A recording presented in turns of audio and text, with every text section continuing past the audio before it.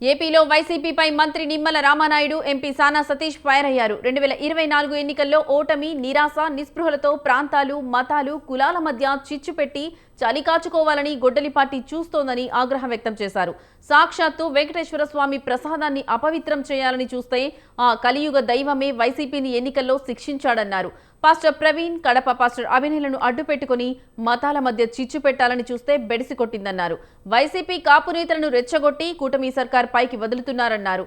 చివరికి కాపు నేతలను బూతు రోత నేతలుగా జగన్ తయారు చేస్తున్నాడని ఆగ్రహం వ్యక్తం చేశారు.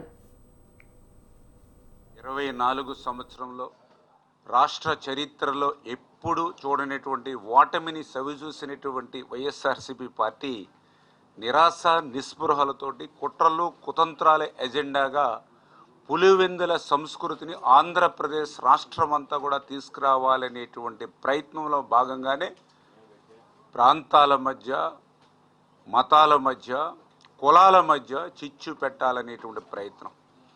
అందులో భాగంగానే రాయలసీమ, కోస్తా, ఉత్తరాంధ్ర అనేటువంటి ప్రాంతాల మధ్య చిచ్చు అనేటువంటి ప్రయత్నం విఫలం చెందినటువంటి విషయం మీ అందరికీ తెలుసు. అదే రకంగా కలియుగ దైవం వెంకటేశ్వర స్వామి వారి ప్రసాదాన్ని సైతం అపవిత్రం చేయాలని చూస్తే మనం ఎవ్వరూ శిక్షించిన అవసరంలా.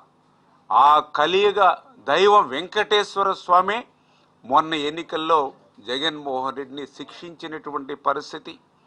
2024 సంవత్సరంలో రాష్ట్ర చరిత్రలో ఎప్పుడు చూడనటువంటి ఓటమిని సవిచూసినటువంటి వైఎస్ఆర్సీపీ పార్టీ నిరాశ నిస్పృహలతోటి ఏదైతే ఫాస్టర్ ప్రవీణ్, కడప ఫాస్టరు అభినయ్ ఇటువంటి వారిని అడ్డు పెట్టుకుని మతాల మధ్య చిచ్చు రాజేసి చలి కాసుకోవాలనేటువంటి జగన్మోహన్ రెడ్డి ప్రయత్నం కూడా బెడిసి కొట్టినటువంటి పరిస్థితి కూడా మొన్న మనం చూసాం.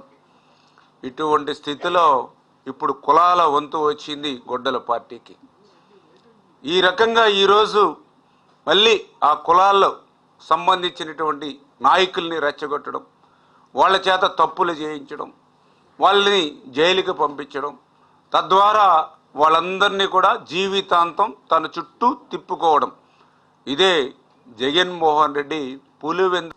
మొదటగా మీకు చెప్పేది ఏంటంటే ఆ సభ అది ఆత్మీయ సభగా పెట్టారు.